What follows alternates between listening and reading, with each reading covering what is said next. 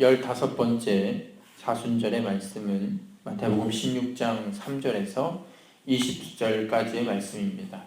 마태복음 16장 3절에서 20절까지의 말씀. 오늘 이 말씀을 가지고 우리 베드로의 고백, 이 베드로의 고백이라는 말씀을 갖기를 원합니다. 이 말씀은요, 우리에게 사두개인과 바리새인과 같이 되지 말라라고 우리에게 이야기를 하십니다.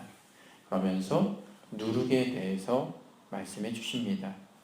사두개인과 바리새인은 누룩과 같으니 조심하라라고 오늘 예수님은 제자들에게 이야기하셨습니다. 하지만 제자들은요, 어떠한 육신에 먹을 것, 그 육신에 필요한 먹을 누룩에 대해서 이야기하신다라고 그들은 생각합니다. 빵을 발효시키기 위한 누룩.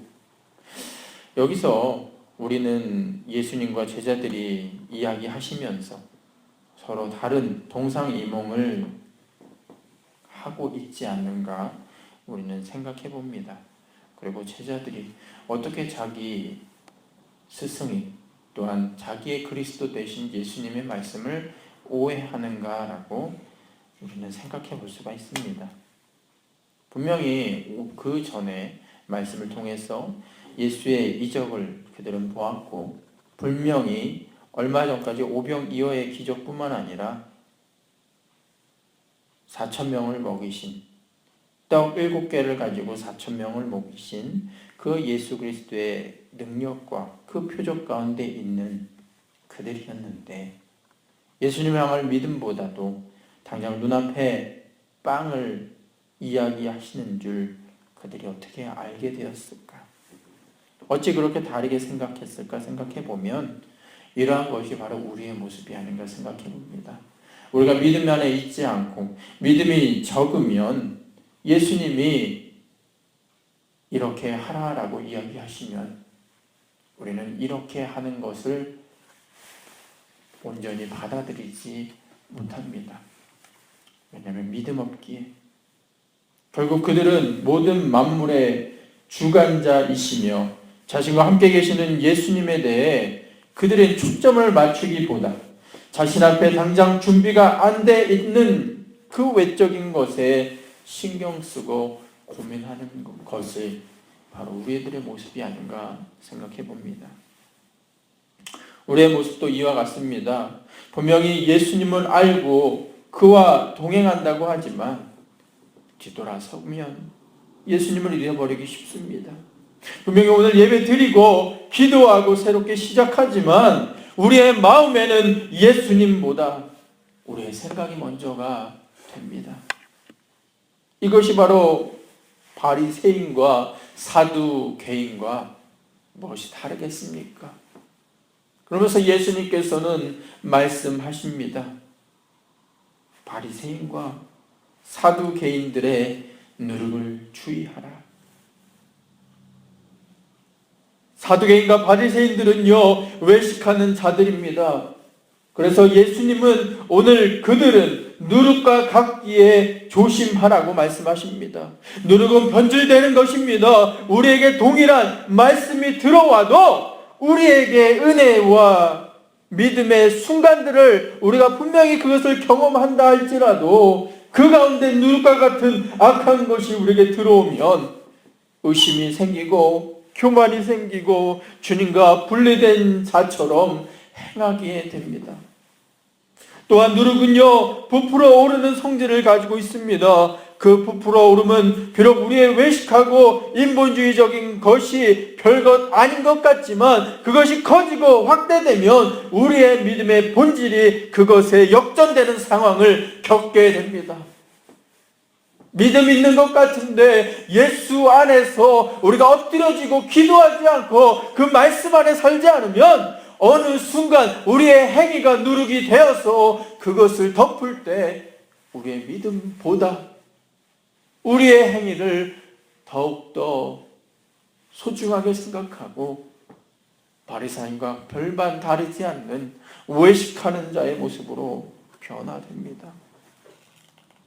종교적인 교훈과 어떠한 관습과 우리의 행위, 우리의 인본주의적인 사고는 누룩입니다. 이러한 것이 우리의 외적인 것을 부풀립니다. 또한 영적이고 믿음으로부터 온 신앙이 이러한 것과 섞여 이상하게 왜곡됩니다. 그러므로 우리는 말씀을 읽고 외식한 마음을 버리기 위해 주님과 동행하며 살아야 합니다. 더 나아가 주님으로 인해 살고 주님으로 인해 세상을 바라보며 우리가 경계하며 나아갈 때 이러한 미혹에 휩싸이지 않습니다. 아무리 유혹이 온다 할지라도 주님과 함께 동행하면 넘어지지 않습니다. 사랑하는 생수의 성도들이여, 주님만 바라보길 소망합니다. 우리의 믿음이 주님만 생각하는 것이 온전한 것입니다. 우리의 외식으로 인해서 우리의 성장을 가로막는 그런 어리석은 행동을 우리는 주의해야 합니다. 둘째로 오늘 말씀은요, 예수님이 누구신가에 대해 물어보시는, 그의 제자들에게 오늘 물어보시는 내용이 나옵니다. 그때 많은 사람들은 때로는 예수님을 어느 선지자 중에 하나요? 때로는 엘리야요? 때로는 예레미야라고 많은 사람들이 이야기합니다라고 제자들이 이야기를 합니다. 예수님은 그 모습을 듣고 어떻게 생각하셨을까? 분명히 이 땅에 우리의 대속의 제물로 오시고 화목 제물로 오심으로 인해 그들에게 메시아로서 그들을 구원시켜 줄 구원자로서 오셨는데 사람들이 잘못 생각하고 있음을 안타까워하셨습니다. 그때 베드로는 오늘과 같이 말합니다. 주는 그리스도시요 살아계신 하나님의 아들이십니다. 이것은 베드로의 신앙의 고백이며 우리가 가져야 될 신앙의 표준입니다. 베드로는요, 예수님이 누구신 줄 알았습니다. 예수님이 가이사라 빌립보 지방을 여행하실 때 많은 사람들에게 기적을 베푸시고 그들이 나는 누구인가? 예수를 누구인가라고 바라보는 것을 한번 확인하고 싶으셨을 것입니다. 사람들이 나를 누구라 하느냐? 사람들이 주님을 세례 요한 같다고 합니다. 엘리야 같다고 합니다. 예레미야나 선지자 위에 한 사람 같다고 합니다라고 하셨을 때 예수님은 동일하게 얘네들이 동상이몽을 하는구나, 다르게 생각하는구나 하셨을 것입니다. 하지만 베드로는요, 하나님의 은혜로 말미암아 예수님을 바라보게 됩니다. 예수님이 누구신가? 주는 그리스도시요 살아계신 하나님의 아들입니다. 예수님이 이 대답을 들으시고 아주 만족하셨습니다. 왜?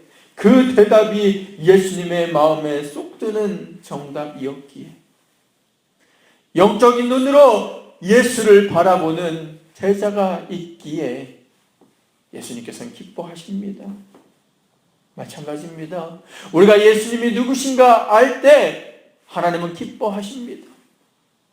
그리고 예수 그 하나밖에 없다. 내가 내 삶 가운데 주님과 함께 동행하는 것이 옳은 길이며 나의 구원자 되신 주님과 함께 동행하는 것이 내가 사는 것임을 알고 우리가 엎드려지고 기도할 때 하나님이 그 모습 보시고 믿음 있으심을 보시고 기뻐하십니다. 사랑하는 생수의 성도들이여, 오늘 이 시간 주님 앞에 나와서 주님의 온전한 모습을 기억하며 주님과 함께 연합하는 데 부족함 없는 우리 사랑하는 생수의 성도 되길 소망합니다. 예수님은 우리를 위해 오신 하나님의 아들이시며 우리를 구원하신 유일한 구원자 되십니다. 우리는 예수님을 누구라고 생각합니까? 이것처럼 중요하고 우리가 알아야 될 것이 없습니다. 마지막으로 이러한 대답을 한 베드로는 교회가 세울 반석이 될 뿐만 아니라 천국에 이르는 열쇠를 갖게 됩니다. 예수님은 그의 신앙 고백을 통해서 교회의 본질이 무엇임을 이야기하시고 천국을 열 수 있는 방법이 무엇인지 우리에게 소개시켜 주시는 것입니다. 교회의 본질은 예수를 믿는 믿음을 지키는 성도들이 하나님을 찬양하고 신앙을 지키는 신앙의 공동체입니다. 그래서 교회는요, 예수를 믿는 믿음을 가질 때 반석 위에 세운 집이 됩니다. 그리고 결코 넘어지거나 분열되지 않습니다.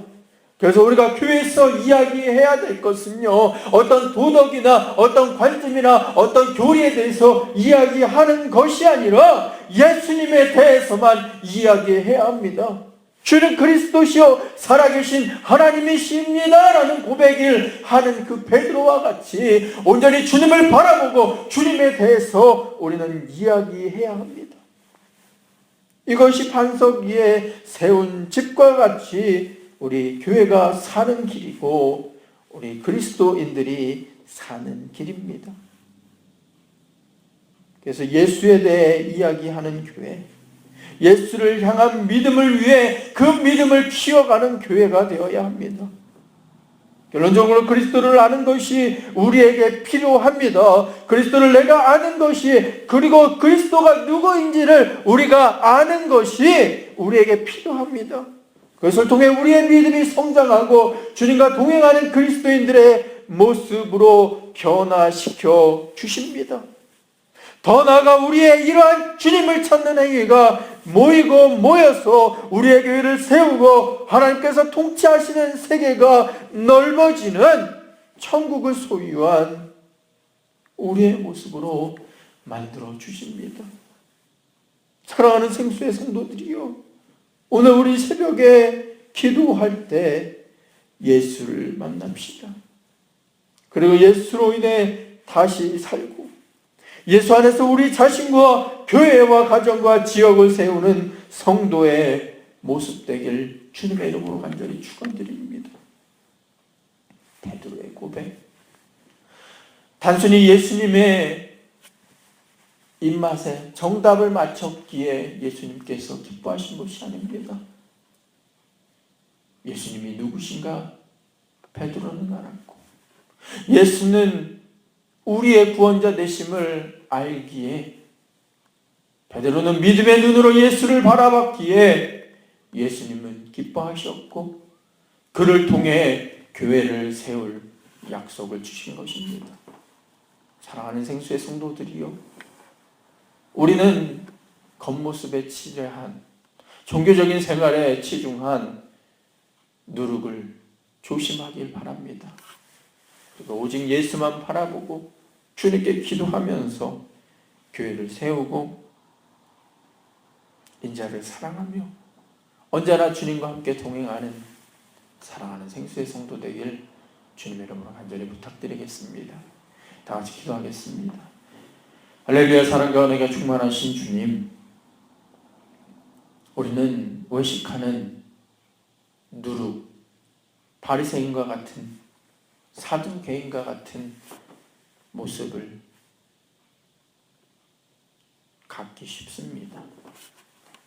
이러한 때에 우리가 예수를 만나고 우리가 예수가 누구인지를 알 때 진정으로 내면 속에 우리의 믿음이 성장하고 주님께서 나와 함께 동행할 때 진정의 신앙에 가는 길, 그리스도인들이 가야 할 길이 무엇인가 알게 해주시고 하나님 그것을 향해 나아갈 때 우리의 믿음이 성장하셔 하여 주님께 기쁨이 되고 주님의 소망이 되고 주님께 천국의 소망을 약속을 받는 우리 사랑하는 생수의 성도 되길 소망합니다. 주님은 참 인간으로 오셨고 참 하나님으로 오셨습니다. 그래서 우리가 예수를 믿을 때 우리가 구원받을 수 있습니다. 우리 사랑하는 생수의 성도들 이 사순절 기간 동안 기도할 때 하나님 함께 해주셔서 예수가 누구인지를 다시금 알게 하시고 예수로 인해 승리하는 삶, 예수로 인해 다시금 우리의 재산을 되돌아보며 회개하는 우리의 모습 되게 하시고 주님과 함께 동행하는 데 부족함 없는 우리의 모습 되게 하여 주옵소서. 예수 그리스도의 이름으로 감사하며 기도드렸습니다. 아멘.